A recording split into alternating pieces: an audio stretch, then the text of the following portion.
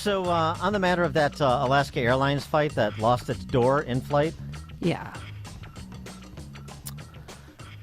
The entire fuselage of the jet, including the plug door, is assembled in Wichita, Kansas by Spirit Aerosystems.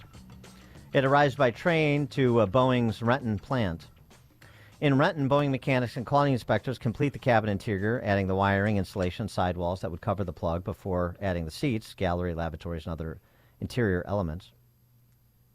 Investigators hope to find the piece that fell somewhere south of Portland and will comb the manufacturing assembly and inspection records.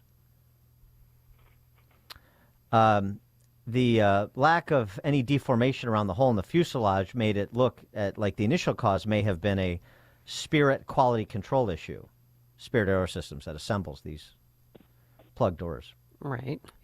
The Boeing MAX 9 fuselages supplied by Spirit last year featured a stream of various defects, including improperly drilled holes in the aft pressure bulkhead and fittings that attached the vertical fin to the fuselage that didn't conform to the spec.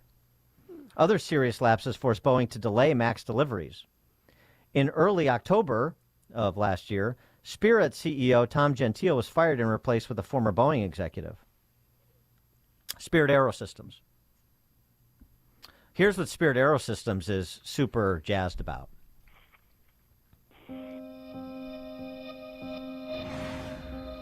At Spirit Aerosystems, we know that it takes work to be an all-inclusive, diverse workplace. Spirit also recognizes the value of embracing perspectives from all people, places, and walks of life.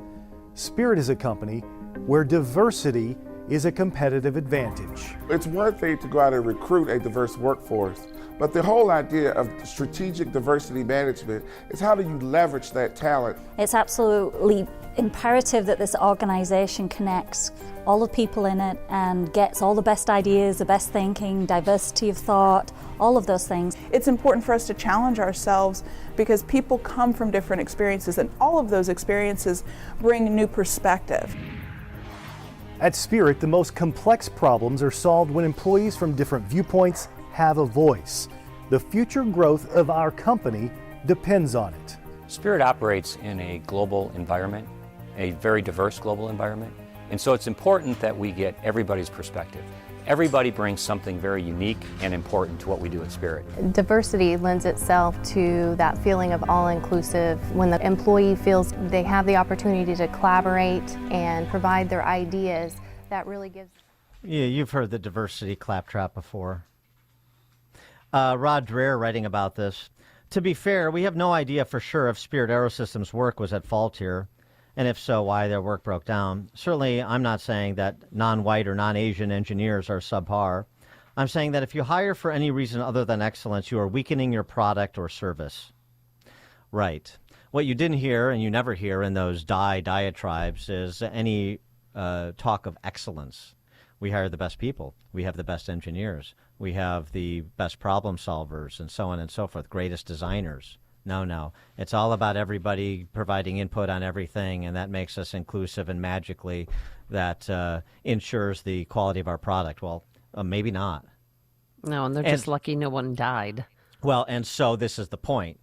If it does turn out, and even if it doesn't, the conversation about the seriousness the seriousness of the potential consequences when you take your eye off the excellence target. You take your eye off merit, and you get in this business of feeling good about yourself by having, a demographically representative workforce, regardless of, or at least secondary is the quality. For more on all of this, we're pleased to be joined again by our friend Lionel Shriver. She's written extensively about this over the years. She's a contributor to The Spectator, best-selling author of We Need to Talk About Kevin, and most recently, Abomination, selected essays from a career of courting self-destruction. And even more recently than that, this year, I don't know if it's out yet, we'll ask, she's got a new book coming out entitled Mania. Lionel Shriver, thanks for joining us again. Appreciate it. Always a pleasure to talk to you.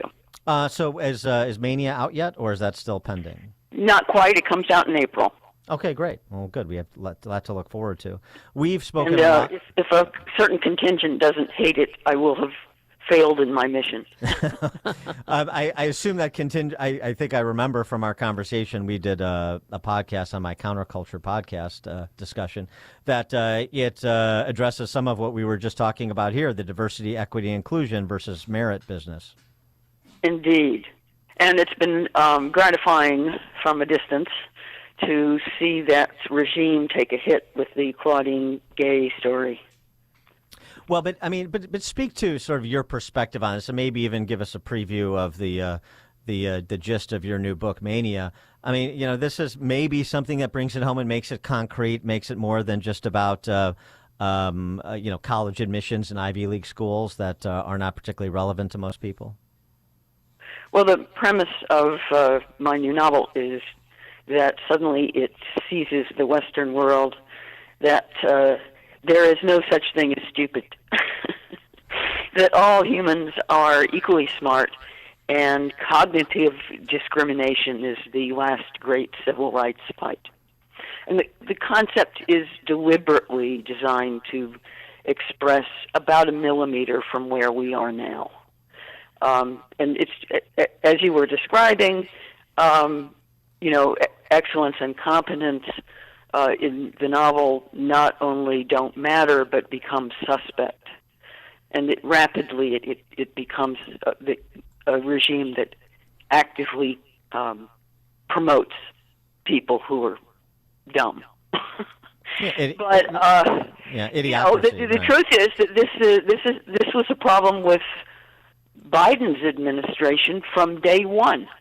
All of the people he appointed to the cabinet, to his staff, we were told on a daily basis that what qualified them for the job was that their race or their gender or their sexual preference, but never their competence. And that made me alarmed from the get-go. Right, and this is what like Stanley Goldfarb has been saying about medical schools too, writing about for some years now in the Journal and elsewhere. It's like you do a disservice all the way around. You're not focused on competence, and that endangers patient safety and quality of healthcare provision. And it also, at the same time, casts a shadow over minorities in the profession who may be uber competent, maybe the best in the profession, but because people know that this counting by race and gender identity business is going on, they're rightfully suspect as to how you got to your position. Which is why, which a lot of people don't know, a majority of Black Americans do not like affirmative action, and I agree. It's a form of condescension. It's like, oh, you're not going to make it under normal standards, so you need help, and it's insulting. And it also perpetuates prejudice, because if all the Black doctors have been admitted to medical school under using much lower standards, then once they become professionals, how are their patients going to feel? Are they going to trust these doctors? Are they going to instinctively feel that they're going to get substandard care? Are they going to be, practically speaking, prejudiced because they can't assume that these people were trained to the same standard as another race? So there's very little to be said for this stuff, and I was hoping that that especially with the Supreme Court decision on university admissions, that maybe we were beginning to see the back of this, but I'm afraid not. That post-2020, the whole George Floyd overreaction has meant that now we've got affirmative action on steroids. And affirmative action itself is not an appropriate term, because there's nothing affirmative about it. Yeah, I mean, it's the DEI stuff is deeply embedded. So even to the extent that some of it is getting uprooted, there's a long way to go. I wanted to get to another topic that you tackled. Of course, we're dealing with it in Chicago. Well, every state is a border state now in America. And that's immigration. And you're sort of two minds on it because you've been an immigrant yourself throughout your lifetime.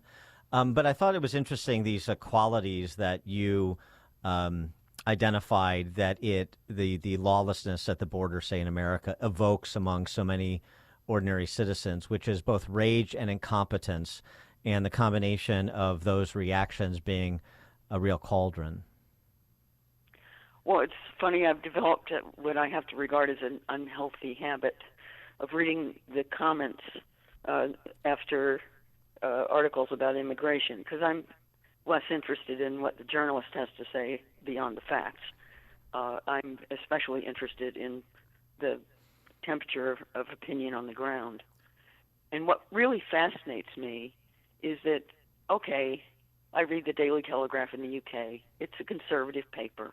I expect that readership to be upset about illegal immigration in particular. But it's New York Times readers that really surprise me. And we know what generally they're going to be like. It's, that's a Democratic readership. They're enraged. Those comments are absolutely boiling with fury and resentment. And that was even the case before New York City itself was inundated with migrants from the southern border. There's just a feeling of this is out of control. This isn't fair to us. We're expected to, educate these people's children and give them free health care and put them up for a place to stay and give them food. And we can't let in the entire rest of the world that would rather live here than there. Yeah, and but then it sorry for interrupting, but it got worse this morning when 4,000 students were kicked out of their own school because 2,000 illegals were placed there last night because of inclement weather. And that is not going to sit well at all. That's in New York City, and that's only a matter of time before it happens in D.C. and it happens in Chicago. Well, they're taking over athletic facilities in schools. No, they're taking gyms. Right, but they actually, there's remote learning today for 4,000 students because they've taken over their school and they can't have intertwine the students with the illegals. That's shocking. Oh, it's un-American that they're choosing them over U.S. citizens and students who have been locked out, especially in New York, for 2 years because of COVID. And now they're doing the same thing starting this morning. So I think that's going to be another big black eye for Biden. If you live in New York, nobody puts you up for free in a hotel. No. Right? No, and it gets You're 3 going meals to a be day spending and room half service. Your income Yep. on housing. Well, but no one can be illegal. No human is illegal. Mm-hmm. The sloganeering that you get in response to these real world applications of their philosophy, no one is illegal, and I mean, basically they're demonstrating what some conservatives have been saying for a long time is, look, when they say no one is illegal, they mean it. There's no difference between anybody from anywhere in the world and America. And I agree with them in the eyes of God. But in terms of the difference between being a U.S. citizen and not a U.S. citizen and the rights and responsibilities and privileges that come with that, they don't see a distinction, and they're not making any. Oh, they've been eroding the distinction between citizen and non-citizen for years now. That whole business of making sure that even if you're in the country illegally, and by the way, one's presence can be illegal, can get driver's licenses. There are even moves in some places to allow them to vote.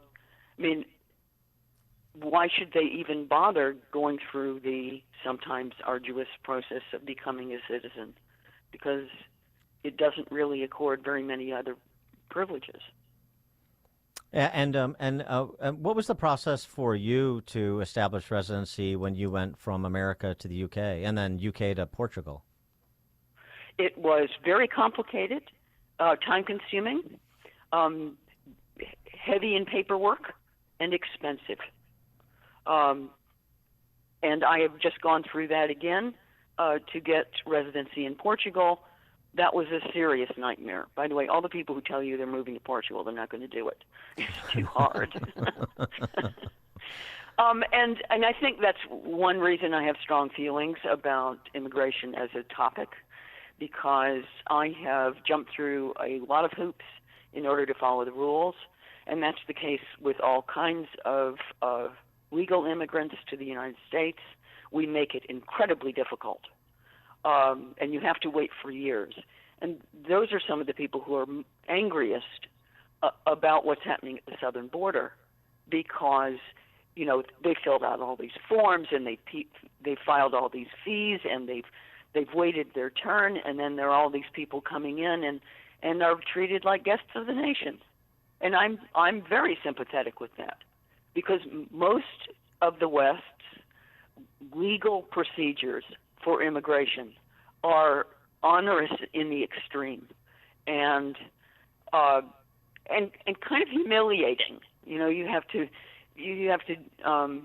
demonstrate you have enough money, and you have to produce all these forms. You have to get I had to get a police check for coming to Portugal, multiple health insurance policies of every description, very expensive, and then to just have literally millions and millions of people ignore those procedures and just dump themselves on your mercy, it's flagrantly not fair. Lionel Shriver is contributor to The Spectator, best-selling author of We Need to Talk About Kevin, and pick up her latest that's out in April, as she said. Mania is the name of the new book, Mania. Lionel Shriver, thanks so much for joining us, as always. Appreciate it. Really enjoyed talking to you. Thank you, and she joined us on our turnkey.pro answer line. This is The Morning Show. More Chicago radio listeners are choosing. This is Chicago's Morning Answer on AM 560. The Answer. You cannot live forever, but your legacy can. For over 185 years, families have trusted Catholic Cemeteries of Chicago to set their legacies in stone. With 47 locations throughout Cook and Lake counties, a prepaid cemetery plan locks into